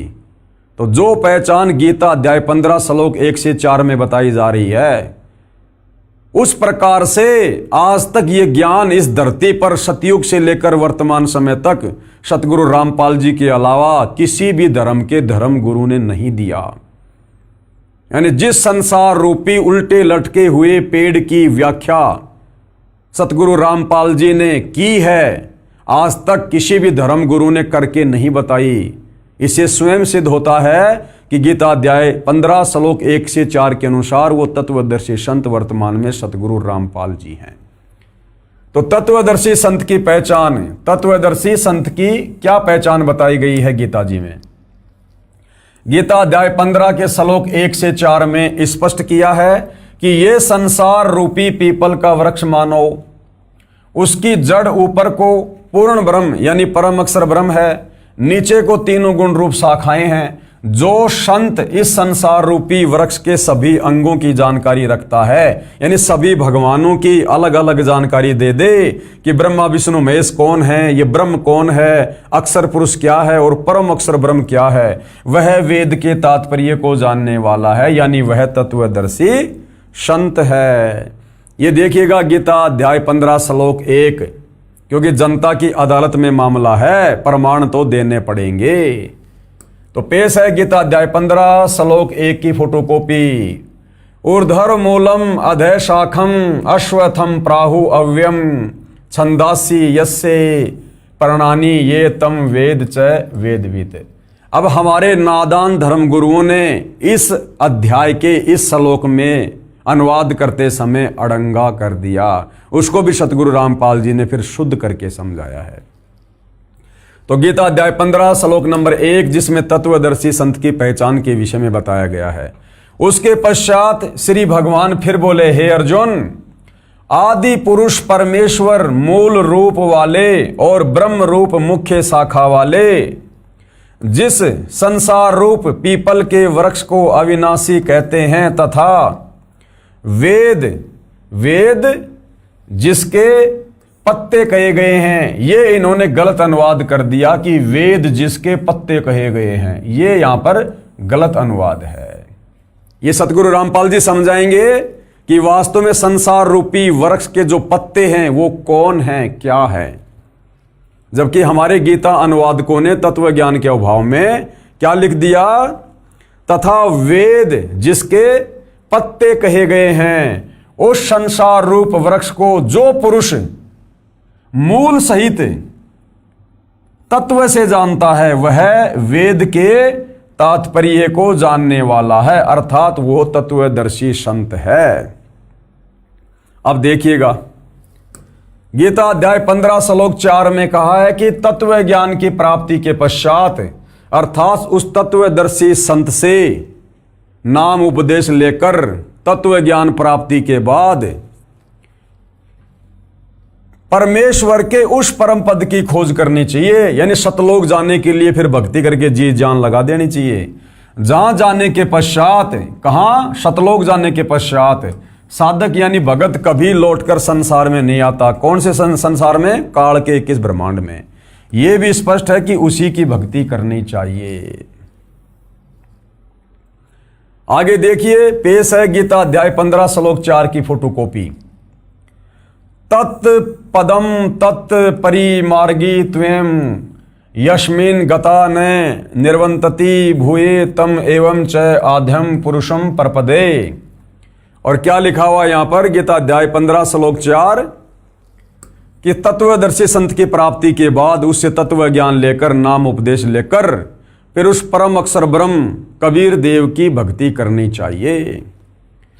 उसके पश्चात यानी तत्वदर्शी संत से ज्ञान लेने के बाद उसके पश्चात उस परम पद रूप परमेश्वर को भली भांति खोजना चाहिए, जिसमें गए हुए पुरुष यानी उस सतलोक में गए हुए भगत फिर लौटकर संसार में नहीं आते, और जिस परमेश्वर से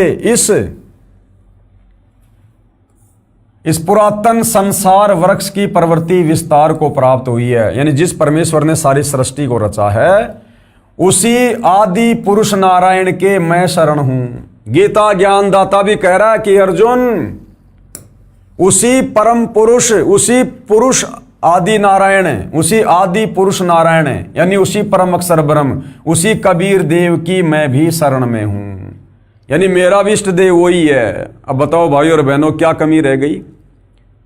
अरे गीता ज्ञान देने वाला आप लोगों के अनुसार श्री कृष्ण उर्फ विष्णु खुद गीता अध्याय 15 श्लोक 4 में कह रहा है कि अर्जुन, मैं तुझे तत्वदर्शी संत के माध्यम से जिस परमात्मा की शरण में जाने की सलाह दे रहा हूं, मेरा भी इष्ट देव वही है, मैं भी उसी की शरण में हूं। हालांकि इसको वास्तविक मंत्र नहीं पता, वास्तविक भक्ति नहीं पता, लेकिन सृष्टि रचना से आपको पता चलेगा कि ये काल वहीं से आया हुआ है। ये भी सतलोक का निवासी था, लेकिन इसने तप करके गलती की। तो ये कह रहा है कि मैं भी उसी आदि पुरुष नारायण की शरण में हूं। आदि पुरुष नारायण यानी सृष्टि का सबसे पहला भगवान कबीर देव।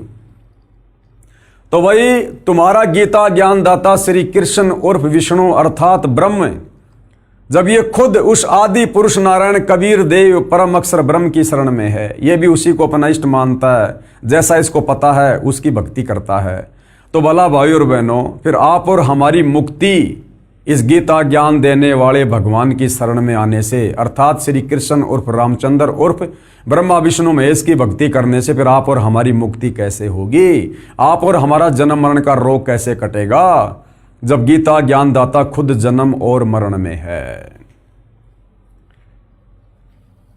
क्या कह रहा है? उसी आदि पुरुष नारायण के मैं शरण हूं, इस प्रकार दृढ़ निश्चय करके उस परमेश्वर का मनन और नित्य ध्यान आसन करना चाहिए। यानी उसी भगवान का ध्यान कर, उसी की पूजा कर, अपने से अन्य भगवान के विषय में कह रहा है। तो हिंदू समाज के भाई बहनों ने विचार करना चाहिए। आज तक आप लोगों ने केवल गीता का नाम सुना होगा, या कोई लेकर आ गया होगा तो सीधा सीधा उसका पाठ कर लिया होगा। ये इस प्रकार पाठ करने से समझ में नहीं आती। अगर ऐसे समझ में आ जाती तो गीता अध्याय 4 श्लोक 34 में गीता ज्ञान देने वाला हिंदू समाज का भगवान श्री कृष्ण और विष्णु तत्वदर्शी संत की शरण में जाकर गीता पढ़ने की सलाह नहीं देता।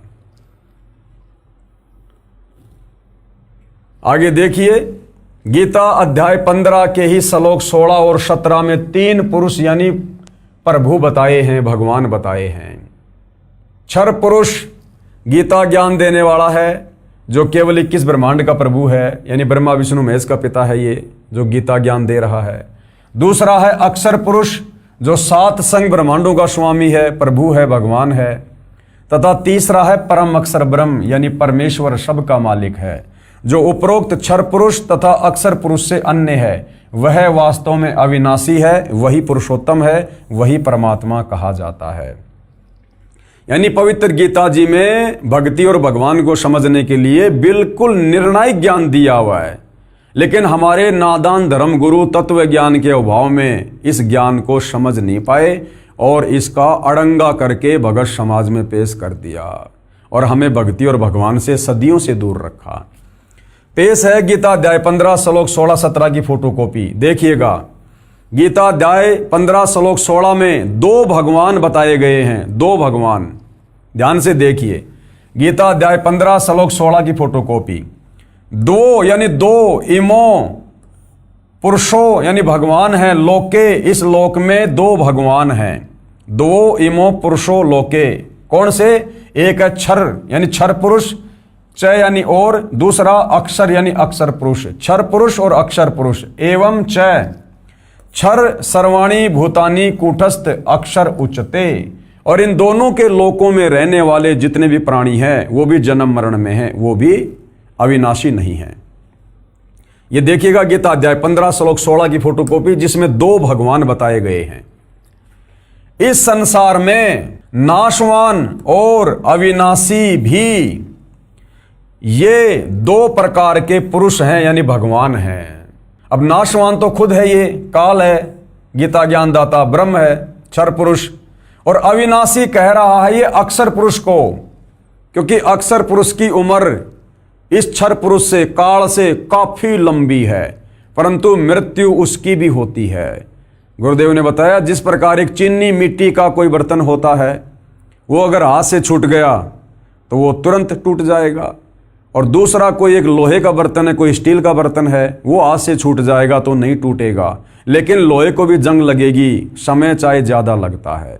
यानी लोहा जो होता है वो भी नाशवान है, उसको भी जंग लगती है और नष्ट होता है।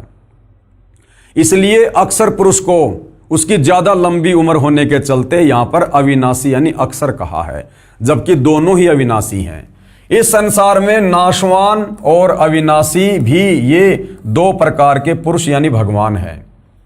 और संपूर्ण भूत प्राणियों के शरीर यानी इन लोकों में रहने वाले जितने भी प्राणी हैं उनके शरीर भी नाशवान हैं, और जीवात्मा अविनाशी का है। जीवात्मा तो किसी की भी नहीं मरती, ठीक है। तो गीता अध्याय 15 श्लोक 16 में ये 2 भगवान आप जियों के सामने हैं। कौन है? एक तो ये काल है यानी क्षर पुरुष, ब्रह्मा विष्णु महेश का पिता। दूसरा ये अक्षर पुरुष है जो सात संग ब्रह्मांड का स्वामी है। तो ये दो भगवान हो गए गीता अध्याय 15 श्लोक नंबर 16 में। अब जस्ट आगे गीता अध्याय 15 श्लोक 17 में गीता ज्ञानदाता क्या कह रहा है कि वास्तव में जो पुरुषोत्तम है, उत्तम पुरुष, सर्वश्रेष्ठ परमात्मा, वो तो इन दोनों से अलग ही है। देखिएगा भाई और बहनों, अब देखिए गीता अध्याय 15 श्लोक 17 की फोटोकॉपी।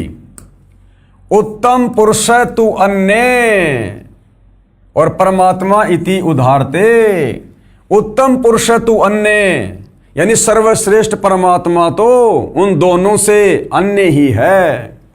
ये लोक तर्रम अवश्य विवर्ती अव ईश्वरे, जो तीनों लोकों में प्रवेश करके सबका धारण पोषण करता है, वो कौन है? परम अक्षर ब्रह्म कबीर देव। देखिएगा क्या लिखा है, उत्तम पुरुष तो अन्य ही है। उत्तम यानी सर्वश्रेष्ठ और पुरुष यानी परमात्मा भगवान। तो कह रहा है गीता अध्याय 15 श्लोक 16 में जो दो भगवान हैं, क्षर और अक्षर, उन दोनों से अन्य है। उत्तम पुरुष तो अन्य ही है जो तीनों लोकों में प्रवेश करके, यानी काल के किस ब्रह्मांडों में?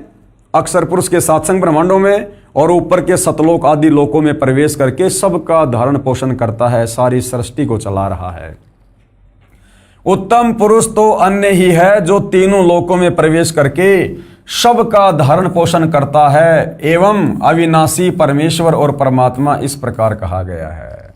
उसी को वास्तव में अविनाशी परमात्मा कहा गया है। वो कभी नहीं मरता, उसको कोई नहीं मार सकता, क्योंकि गीता अध्याय 2 श्लोक 17 में खुद ये काल गीता का ज्ञान देने वाला कह रहा है कि अर्जुन अविनाशी तो उसको जान जिसको मारने में कोई समर्थ नहीं। यानी अर्जुन मैं भी अविनाशी नहीं हूं।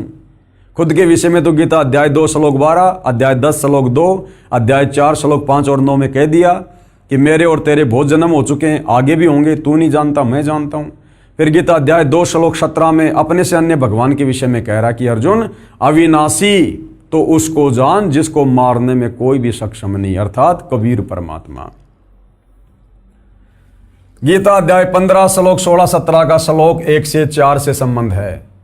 गीता अध्याय 15 श्लोक 1 से 4 में कहा कि ये संसार पीपल के वृक्ष के समान जानो, जिसकी जड़ यानी मूल ऊपर को मानो जो परम अक्षर ब्रह्म है, तथा नीचे को तीनों गुण रजगुण ब्रह्मा, सतगुण विष्णु, तमगुण शिव जानो। इस प्रकार इस संसार रूप वृक्ष के पत्ते आदि तना व मोटी डार विभाग हैं, जो इस संसार रूप वृक्ष के सब अंगों मूल, तना, डार, शाखा तथा पत्ते को जानता है, वो तत्वदर्शी संत है। परमेश्वर कबीर जी ने काशी, बनारस शहर, भारत देश में प्रकट कब? सन 1398 से 1518 में, लगभग 550 वर्ष पहले, यानी सन 1398 और 1518 के दौरान, यानी 120 साल तक तत्वदर्शी संत रूप में यह भेद बताया था और कहा था। यानी वो परम अक्षर ब्रह्म उत्तम पुरुषत्व अन्य, जिसके विषय में गीता ज्ञान दाता बार बार कह रहा है कि मेरे से अन्य उस परमात्मा की शरण में जा, वो कबीर देव है, परम अक्षर ब्रह्म है। वो कबीर परमात्मा चारों युगों में यहाँ आते हैं हमें ये तत्व ज्ञान समझाने के लिए। और लेटेस्ट में 650 साल पहले बनारस के काशी में आए, जिनको हम कबीर दास के नाम से जानते हैं। 120 साल तक उन्होंने अपना ये तत्व ज्ञान दिया सिंपल भाषा में। और क्या कहा करते थे? कबीर अक्षर पुरुष एक पेड़ है और निरंजन वाकी डार, और तीनों देवा शाखा हैं, पात रूप संसार। सिंपल भाषा में उन्होंने यही ज्ञान दिया जिस ज्ञान का समर्थन आज हमारे धर्म ग्रंथ कर रहे हैं। क्या कहा? कबीर अक्षर पुरुष एक पेड़ है और क्षर पुरुष वाकी डार। क्षर पुरुष कौन है? ये काल है, ब्रह्मा विष्णु महेश का पिता। और तीनों देवा ब्रह्मा विष्णु महेश ये उस पेड़ की शाखा हैं, और पात रूप संसार।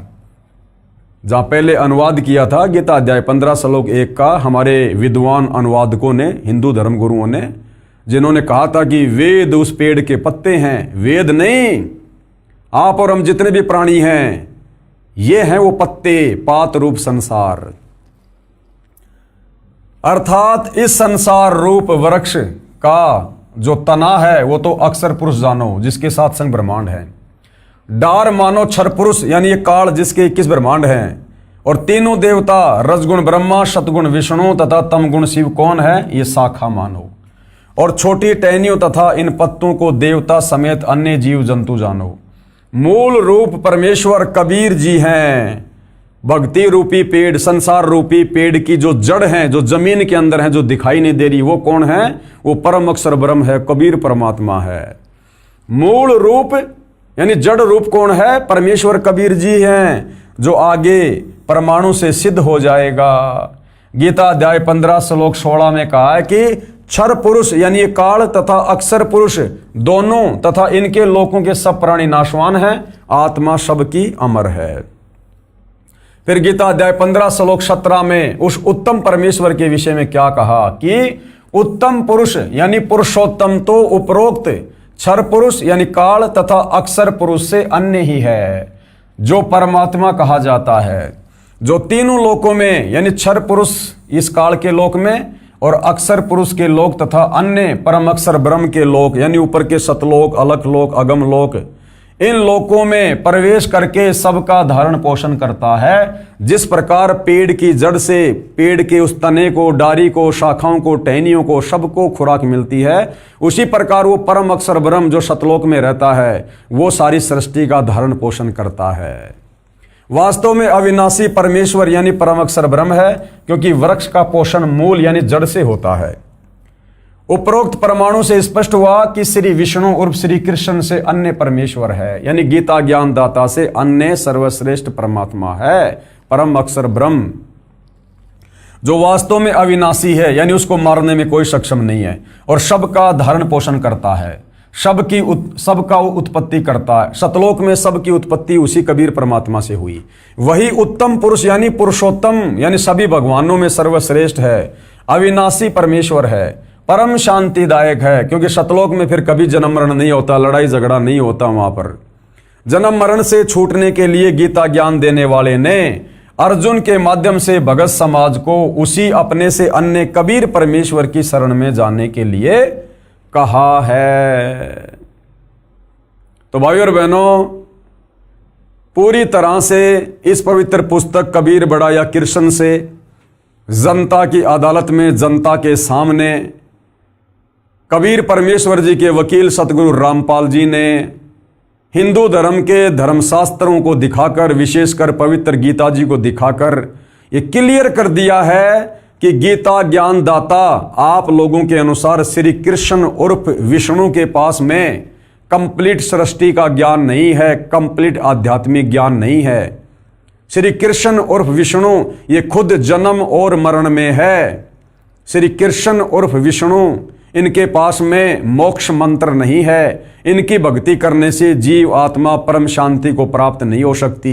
184 योनियों में गधा कुत्ता सुअर बनने से नहीं बच सकती, नरक में जाने से नहीं बच सकती, मरण और बुढ़ापे के कष्ट से नहीं बच सकती।